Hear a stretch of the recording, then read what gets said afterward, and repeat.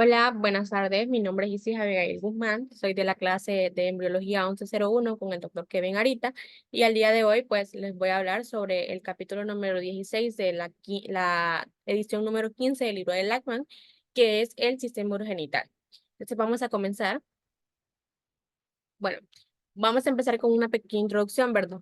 Funcionalmente, el sistema urogenital, perdón, se puede dividir en dos componentes completamente diferentes, lo que es como son el sistema urinario y el sistema genital. Anatómica y embriológicamente, estos dos sistemas están en una íntima relación. Ya vamos a conocer por qué y vamos a ver cuáles son las cosas que tienen en común estos dos sistemas mientras en nuestra vida intrauterina. Entonces, ambos se desarrollan, ¿verdad? A partir del mesodermo intermedio, esa es una cosa que tienen en común. También los conductos excretores de estos dos sistemas como que desembocan en una misma cavidad, que esa cavidad tiene como nombre la cloaca.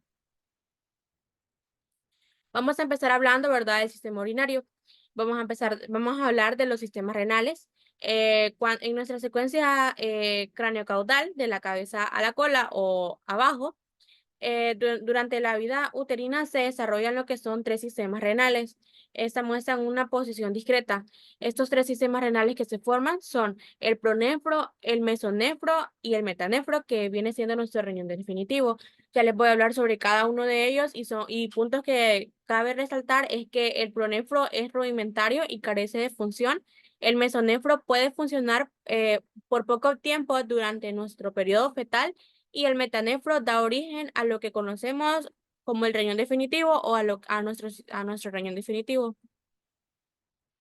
El pronefro. Bueno, al inicio de la cuarta semana, ¿verdad? Está representado por de 7 a 10 grupos celulares sólidos en nuestra región cervical. Estos grupos forman unidades excretoras vestigiales. Los nefrotomas, las unidades que forman son los nefrotomas, que estos nefrotomas involucionan antes de que se formen otros en posición caudal. Y al final de la cuarta semana ya el sistema pronéfrico va desaparecido. Aquí en la imagen podemos ver, ¿verdad? Que aquí están los pronéfros, que es ese, está nuestro cordón nefrógeno, nuestros conductos mesonéfricos, que es el siguiente sistema que les voy a hablar.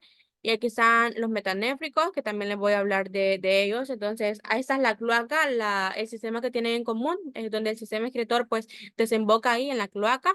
Los tres sistemas, pues, bueno, el sistema urogenital y el sistema em, urinario, pues, desembocan en este misma lugar que es la cloaca. Entonces, ahora les voy a hablar sobre el mesonefro. Entonces, en una fase temprana de la cuarta semana de desarrollo, durante la regresión del sistema pronéfrico, aparecen los primeros túbulos excretores del mesonefro.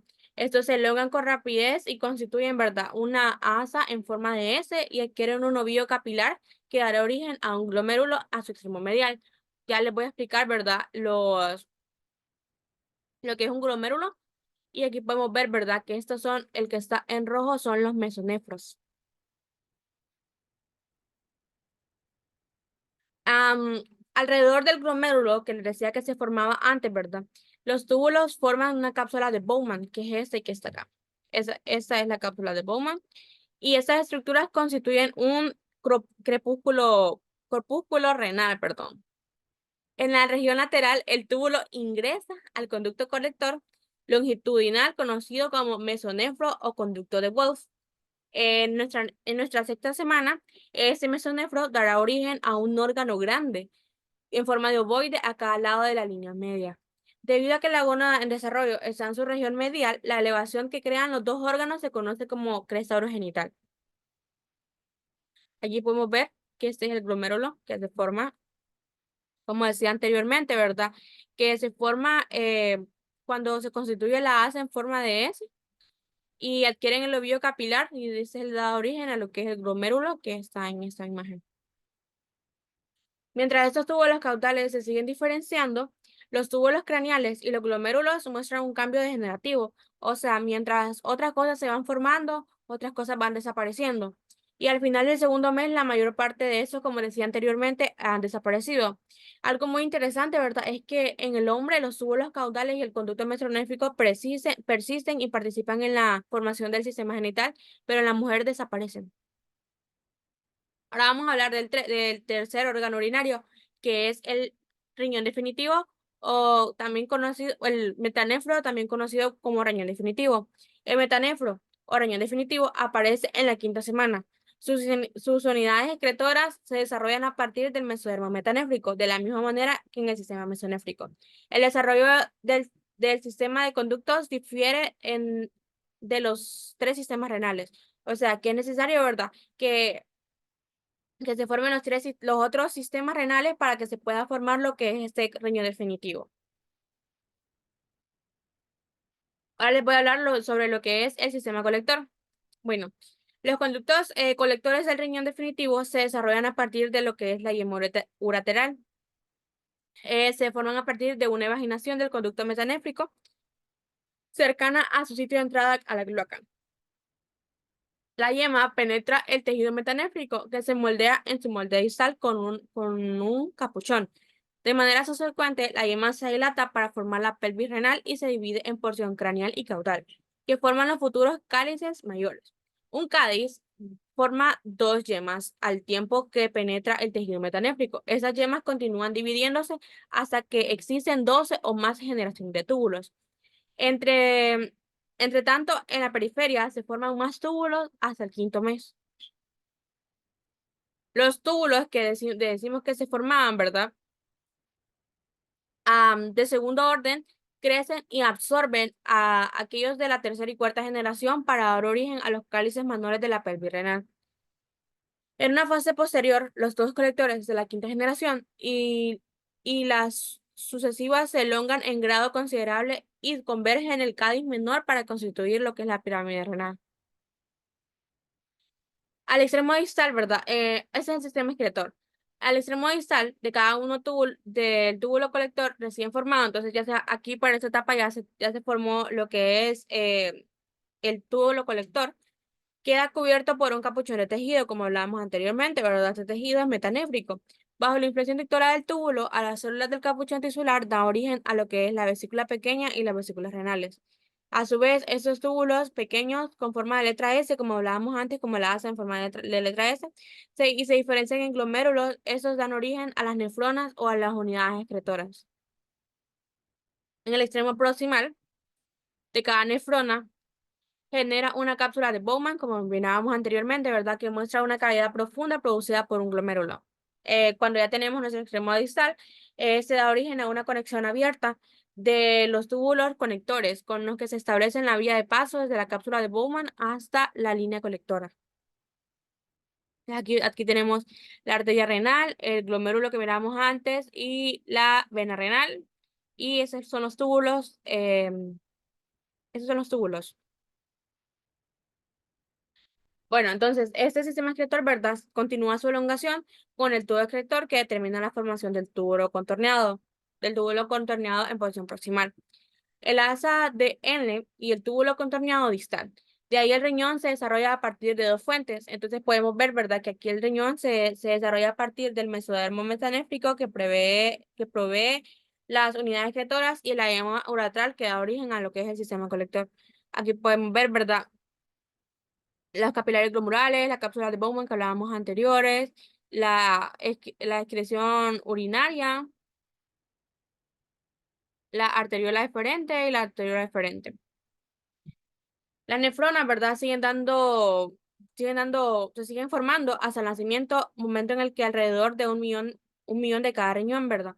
La producción de orina comienza a partir de la semana 12 y eso es algo como que muy interesante, ¿verdad? Que vamos a hablar más adelante, que es cuando la orina del feto, ¿verdad? Pues se mezcla con el líquido amniótico y el bebé eso es lo que digiere, pero ya vamos a hablar de eso. Enseguida la diferenciación de los capilares glomurales que comienzan a formarse a la semana 10, al momento del nacimiento, ¿verdad? Los riñones tienen un aspecto lobulado, pero ese aspecto desaparece durante la niñez.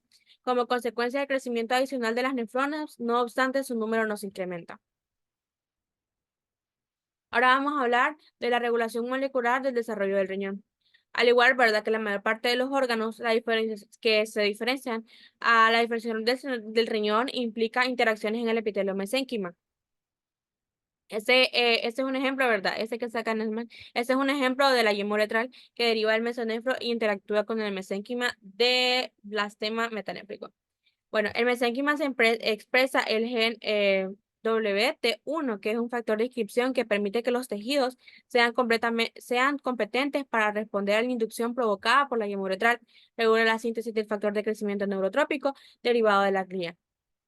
Regula también lo que es la síntesis del factor de crecimiento de hepatocitos, también llamado factor de dispersión en el mesénquima.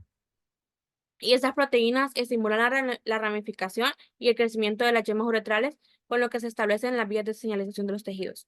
La conversión del mesénquima de un epitelio para la formación de las nefronas también está mediada por las yemas uretrales mediante la expresión del gen WNT9B y el WNT6, que estos son los que inducen a la regulación positiva del gen PAX2 y el WNTA4 en el mesénquima metanéfrico.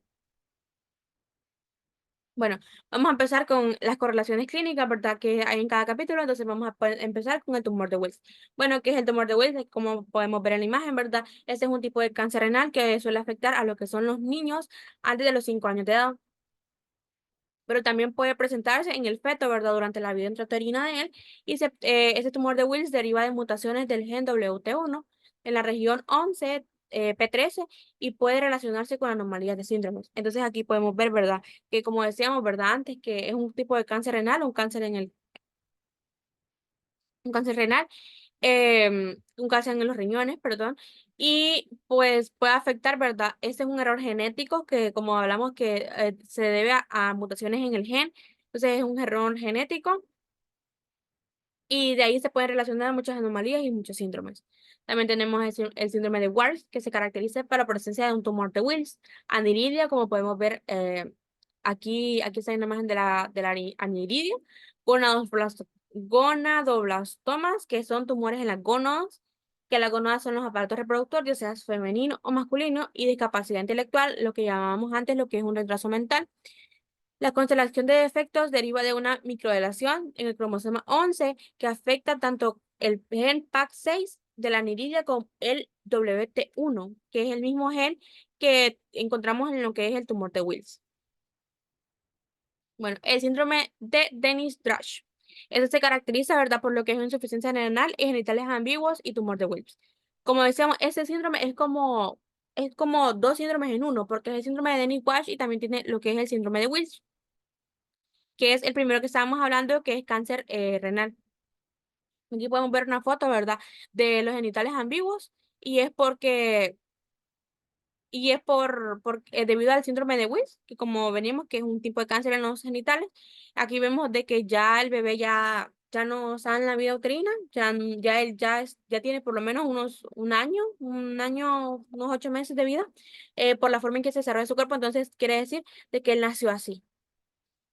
Vamos a hablar también de lo que son de las displasias y las agenesia renal, esto es como un espectro de malformaciones graves que representa trastornos primarios para los que se requieren diálisis, ¿verdad? Y trasplante durante algunos años de vida.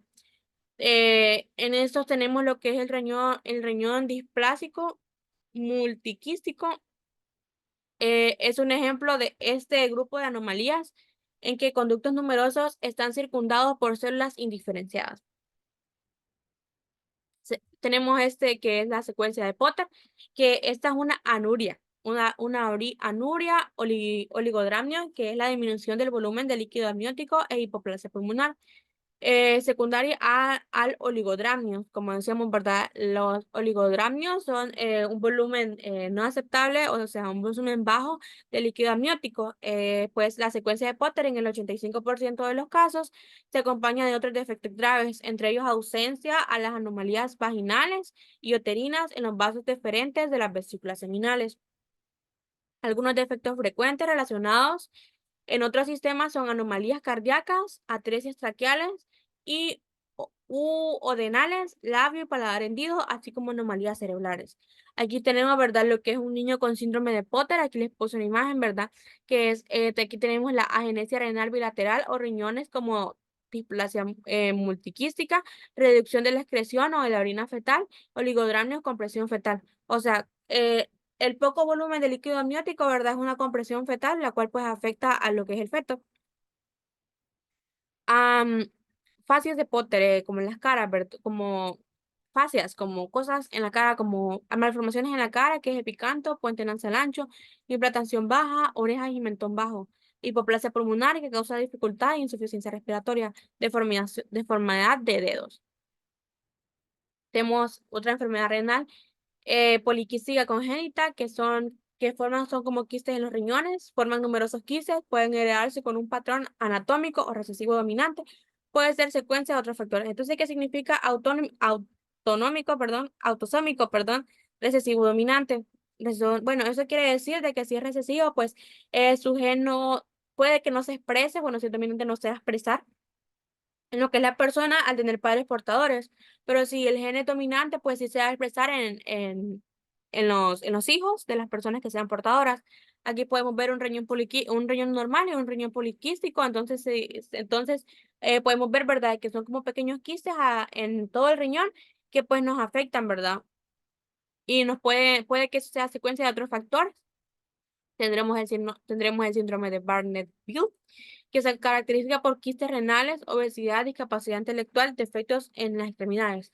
Bueno, aquí podemos ver, ¿verdad?, que, eh, como nos decía anteriormente, la enfermedad renal poliquística congénita puede ser secuencia de otros factores. Entonces, yo siento que la enfermedad de Bardet-Biedl sí es otro factor, ya que como se caracteriza por varias cosas, no solo los quistes renales, sino que también lo que es la obesidad, la discapacidad intelectual y los defectos en las extremidades. Aquí podemos ver la obesidad, pues la discapacidad intelectual, defectos en las extremidades, como podemos ver acá en las manos, en los pies, y, y pues la obesidad. Tendremos el síndrome de Meckel-Gruber, caracterizado por la presencia de quistes renales también, hidrocefalia, microftalmia, paladar hendido, debido a que existen como cilios en casi todos los tipos de las células y en la mayor parte de los tejidos, muchos sistemas y órganos pueden verse afectados por la anomalía de la estructura y la función ciliares. Localización anormal de los riñones. Durante el ascenso, ¿verdad? Los riñones por la bifurcación pasan por lo que es la bifurcación formada por las arterias umbilicales. Si bien en ocasiones no se logra por su permanencia en la pelvis en cercanía a la arteria ílica común, se le conoce como riñón pélvico. ¿Por qué se le reconoce como riñón pélvico? Por la ubicación de su riñón. Aquí podemos ver, ¿verdad?, que ese es el riñón, la uretra, la vejiga y la uretra. Ahora vamos a hablar sobre la posición del riñón, como miramos anteriormente, ¿verdad? La localización anormal de los riñones, pues es una enfermedad, están los dos tipos de correlaciones clínicas. El riñón está ubicado en la región pélvica, se desplaza más tardar en una posición más alta al abdomen, pero cuando no se hace eso, pues se forman, pues, enfermedades debido a la localización anómala de los riñones. Este ascenso renal deriva de la disminución de la curvatura corporal y el crecimiento de las regiones lumbar y sacral. En la pelvis del metanefro recibe su irrigación arterial de una rama pélvica, la aorta. Vamos a hablar de lo que es de la función renal. Bueno, el riñón definitivo que hablábamos anteriormente, que se forma a partir del metanefro, entra en función cerca de la semana 12. La orina se expulsa por la cavidad amniótica y se mezcla con el líquido amniótico. El líquido es deglutido por el feto. Durante la vida fetal, los riñones no son responsables de la excreción de los productos de desecho. Toda vez es la placenta que cumple esta función. Como lo anteriormente, ¿verdad? Pues cuando el riñón definitivo entra en función cerca de la semana 12, mientras tanto, ¿verdad? Lo que es el feto, pues su orina está como expuesta, está como expulsada en lo que es su líquido amniótico. Este se mezcla y pues es discutido por el mismo feto hasta la semana 12 cuando entra en función el riñón definitivo. Ya que el riñón antes de la semana 12 no es responsable de la excreción de los productos de desecho, sino que la que hace eso es la placenta. Vamos a hablar de la vejiga y de la uretra. Durante la cuarta o la séptima semana de desarrollo, el tabique urorectal divide la cloaca en el seno urogenital en la región anterior y el conducto anal en la región posterior. La punta del tabique dará origen al cuerpo periné. un sitio de inyección de varios músculos perinatales. Aquí vemos, ¿verdad?, lo que es la vejiga femenina, la vejiga masculina y la uretra, la cava peritoneal, el músculo liso del pezón, la mucosa vesical, el trigonio, el esfínter y el suelo de la pelvis. En el caso de los hombres, podemos ver que tienen el próstata. Sigamos con correlaciones clínicas por por como decíamos antes, ¿verdad? Por la mala posición de la posición anómala de lo que es el riñón. Bueno, tenemos lo que es el riñón en herradura, que como ven es un riñón que va como así. Ya, como así? Porque, ¿qué pasa? En otros casos, ¿verdad? Los riñones son presilvados y quedan en una cercanía durante el paso de la bifurcación arterial, que sus polos inferiores se fusionan y forman un riñón en forma de herradura. Entonces, ¿qué es esto? Es cuando los polos inferiores se fusionan y pues queda un solo riñón. Defectos vesicales, tenemos lo que es la atrofia cloacal. Es un tipo de defecto grave de la pared ventral del cuerpo que se interrumpe el avance del cierre de los pliegues laterales de la pared corporal. Tenemos lo que es el sistema genital, ¿verdad? Que, como sabemos, ¿verdad? Está lo que es el aparato reproductor femenino y el aparato reproductor masculino. La diferenciación sexual es un proceso complejo, ¿verdad? Que implica muchos genes, en algunos de los cuales son autosómicos. La clave para el dimorfismo sexual, el cromosoma Y, es el cromosoma Y que contiene el gen de determinación testicular. Entonces, como vamos a hablar más adelante, el gen Y solo contiene lo que son los varones, ¿verdad? Entonces, el dimorfismo sexual es el cromosoma Y. Entonces, esa es la única diferencia que hay entre los varones y las mujeres, que las mujeres tienen los cromosomas de XX y los varones XY. Entonces, ya que ese gen contiene lo que es la determinación testicular, que en el caso de las mujeres, pues no vamos a tener determinación testicular porque no tenemos testículos, sino que solo en los varones. Aquí podemos ver lo que son las trompas de falopio, los ovarios, el útero, la vulva, la vagina. Esto es en el aparato reproductor femenino. En el aparato reproductor masculino tenemos lo que son los conductos eyaculatorios, el pene, los testículos, conductos seminales y lo que es la próstata. Vamos a hablar de las gónadas en desarrollo. Tenemos el aparato reproductor femenino, el aparato reproductor masculino, lo que es el óvulo, el espermatozoide. Tenemos la anatomía del espermatozoide, cabeza, cuello, flagelo, el óvulo, el núcleo, citoplasma, membrana plasmática. Bueno, si bien el sexo del embrión queda determinado genéticamente en el momento de la fecundación, ¿verdad? Entonces, queda determinado el gen, pero no significa que nosotros lo podamos ver desde ese momento, sino que hasta que se desarrollen las gónadas, nosotros vamos a poder saber cuál es el sexo del bebé. Las gonadas no adquieren características morfológicas masculinas o femeninas, sino hasta la séptima semana. Por eso nosotros no vamos a saber que al momento de la fecundación, aunque ya se ha determinado, nosotros no lo vamos a poder ver, porque esto, sino que aparece hasta la séptima semana cuando ya las gonadas están, pues, en desarrollo. Las gonadas aparecen al inicio de un par de rebordes longitudinales de las crestas genitales o gonadales. Las células germinales no aparecen en las crestas genitales, sino hasta la sexta semana de desarrollo.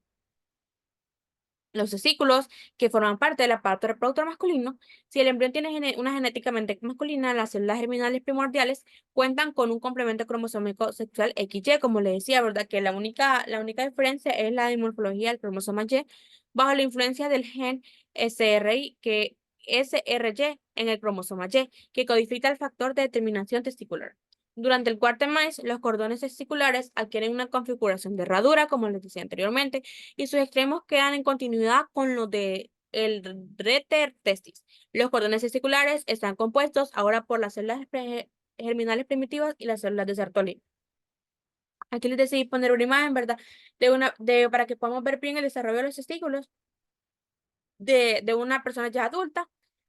Bueno, ya en desarrollo, ¿verdad? Cuando ya los testículos están desarrollados, aquí tenemos los conductos deferentes, la glándula prostática y el pene. Las células de Leydig, que derivan del mesénquimo original de la cresta conodal, se ubican entre los cordones testiculares. Comienzan su desarrollo poco después del inicio de la diferenciación de los cordones.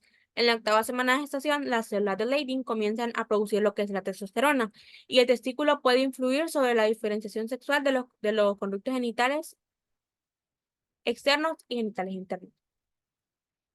Bueno, entonces aquí nos dice, ¿verdad?, que las células de Leydig son las que comienzan a producir lo que son las testosterona. Aquí está, ese es el proceso de de espermatogénesis, aquí están las células de Sertoli, el tubo semífero y el testículo. Vamos a hablar de los ovarios, ¿verdad?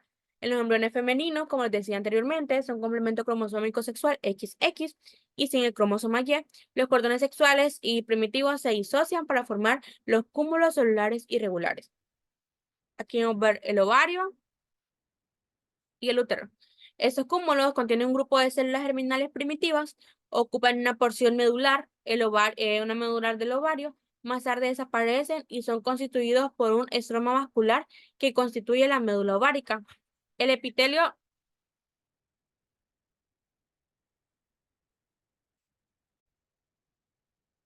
entonces, esos cúmulos, ¿verdad?, que contienen grupos de células germinales primitivas, ocupan la porción medular, como les decía anteriormente, del ovario, pero más tarde, ¿esto qué sucede? Estos desaparecen y son sustituidos por el estroma vascular que constituye la médula ovárica. El epitelio de la gonoda femenina, a diferenciación de la masculina, ¿verdad?, sigue proliferando. En la séptima semana, da origen a la segunda generación de cordones corticales. Bueno, aquí tenemos lo que es el folículo primordial. En el tercer mes, estos cordones se dividen en cúmulos aislados. Las células de estos cúmulos, como les decía anteriormente, ¿verdad?, siguen proliferando y comienzan a rodear lo que es la ovogonia con una capa de células epiteliales denominadas células foliculares. Juntas, las ovogonias y las células foliculares constituyen lo que es este folículo primordial.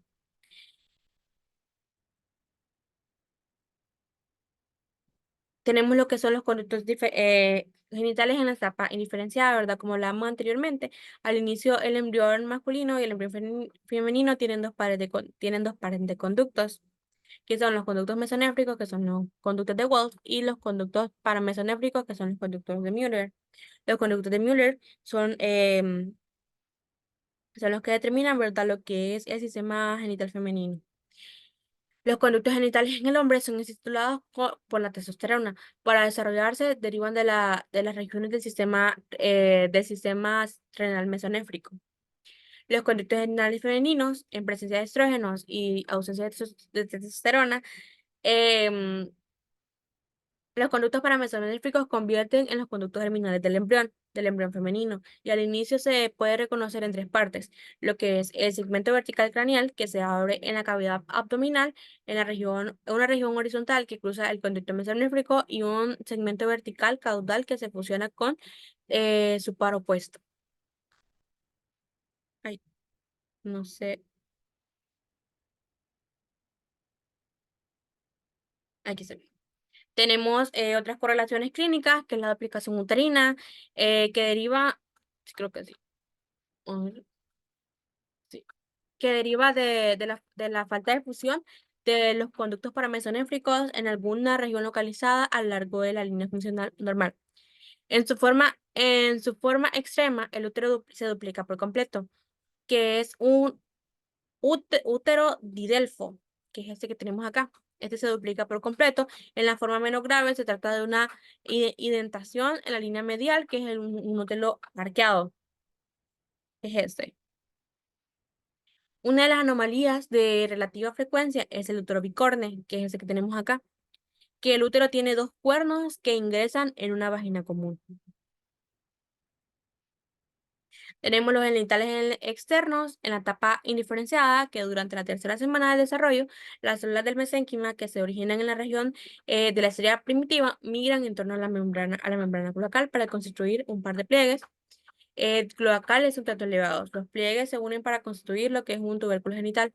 Los genitales externos, masculinos, en el desarrollo genital de los externos del feto, están determinados por lo que son los andrógenos, que son las hormonas de las mujeres y de los varones, que secretan los testículos. La masculinización de estos, bueno, estos son los andrógenos, perdón, son como las hormonas masculinas de los hombres. La masculinización de estos se caracteriza por una rápida elongación del tubérculo genital que se denomina ahora falo. Bueno, durante la elongación, ¿verdad? Lo que vemos es ese falo, tira los pliegues hacia adelante, de tal manera que se convierten en pares laterales del surco uretral. Al final del tercer mes, los dos pliegues uretrales se cierran sobre la placa uretral y se forma lo que es la uretra peniana.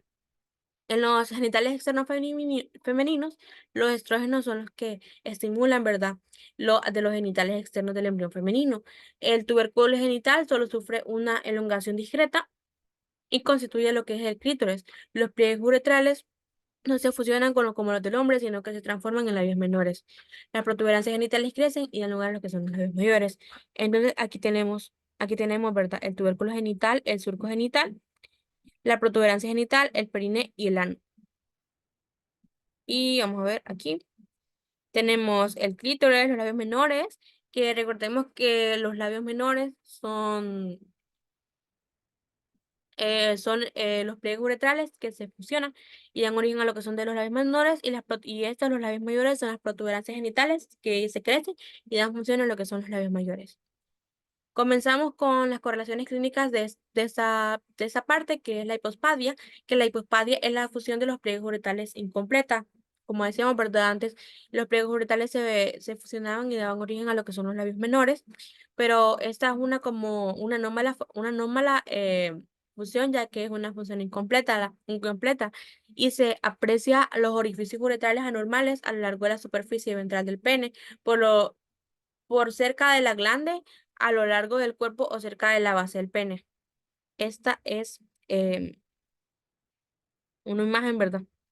De la hipospadia. También tenemos lo que es la epispadia, que esta es una anomalía rara, una de 30.000 nacimientos, en el que el meato uretral se identifica con el dorso del pene. Si bien en la epispadia puede ser un efecto aislado, la mayoría de las veces se relaciona con la extrafia vesical y el cierre anómalo de la pared corporal ventral. Ese es un pene normal, un pene con hipospadia, que aquí vemos la curvatura, y la epispadia, que aquí vemos. Esos son los problemas a resolver, ¿verdad? A final de cada capítulo. Entonces tenemos el primero que dice, durante el sistema urinario se forman tres sistemas. ¿Cuáles son estos y qué porciones? Si es que tiene alguna de uno de estos sistemas, se conservan en el recién nacido. Entonces, bueno, como decíamos anteriormente, ¿verdad? Al inicio de la exposición, ¿verdad? Decíamos de que se forman lo que son tres sistemas. Uy, perdón, que se forman tres sistemas, ¿verdad? Que se forman lo que es el pronefro, el metanefro y el mesonefro. Bueno, todos estos son derivados del mesodermo intermedio, se forman todos en sucesión. Recordemos que es necesario, ¿verdad?, que se formen los dos primeros sistemas, que es el pronefro y el mesanefro, para que se forme el metanefro, que es el riñón definitivo.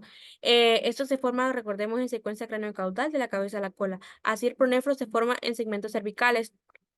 Al final de la tercera semana, pues es rudimentario e involuciona con rapidez. Como decíamos anteriormente, ¿verdad? Esto es como una recapitulación de lo que ya les había dicho anteriormente, porque pues ya lo había mencionado. El mesonefro inicia su formación en una fase temprana a la cuarta semana. Se extiende desde la región torácica hasta la lumbar. Superior muestra segmentación solo en su región craneal y contiene túbulos excretores que se conectan con los túbulos mesonéfricos. Esos túbulos mesonéfricos son los túbulos de Wolff. Este riñón también involuciona, pero puede funcionar durante un periodo muy breve. Es más importante debido a que los túbulos y los conductos colectores contribuyen a la formación de los conductos genitales. En el varón, los conductos colectores cercanos a los testículos constituyen los conductillos eferentes. En tanto, el conducto mesonéfrico integra el epidídimo, el conducto deferente y el conducto eyacular del embrión femenino. Esos túbulos y conductos se degeneran esto, como decíamos anteriormente, ¿verdad? Mientras se forman unos, se generan otros. Entonces, estos se degeneran debido al mantenimiento desde la producción de testosterona, y el metanefro se ubica en la región pélvica, siendo una masa de mesodermo no segmentado, que son blastomas mesonéfricos, que constituyen los riñones definitivos. Las yemas uretrales forman los conductos colectores y corren los conductos colectores y los uréteres. En tanto, el blastema metanéfrico genera las nefronas, que son las unidades excretoras, cada uno de las cuales está constituido por lo que es un glomérulo o los capilares de los túbulos renales. Vamos con el problema número 2. Al nacer, un neonato parece ser hombre, carece de testículos en la bolsa escrotal. Más tarde se determina que ambos estén dentro de la cavidad abdominal. ¿Qué término describe esa condición? Explique el origen embrionario de este defecto. Bueno, tanto los ovarios como los testículos, tanto los ovarios, ¿verdad? Como los testículos, espérame, te voy a poner la cámara. Tanto los ovarios como los testículos se desarrollan de la cavidad abdominal a partir de la cresta urogenital. Los dos descienden también por un mecanismo similar aparte de su posición original, pero el útero impide la migración del ovario fuera de la cavidad abdominal en el feto masculino. Sin embargo, una colonización mesénquima del tubérculo del tubérculo que también se llama forma el embrión, pero se fija en el útero. Se une al polo caudal del testículo, primero a la región inagual y luego a los pliegues escrotales.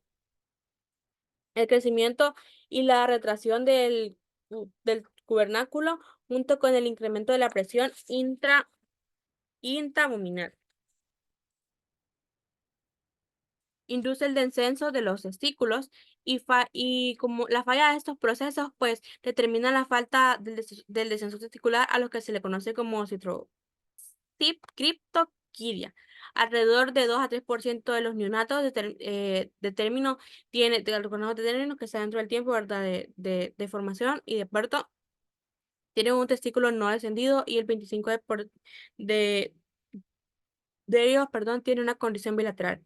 En muchos casos, ¿verdad? Los testículos no descendidos han completado su descenso al año de edad. Si eso no ocurre, pudiera ser necesario la administración de testosterona debido a que se piensa que esa hormona participa en el descenso o la cirugía. La fecundidad puede comprometerse sin un trastorno bilateral. Vamos con la pregunta 3.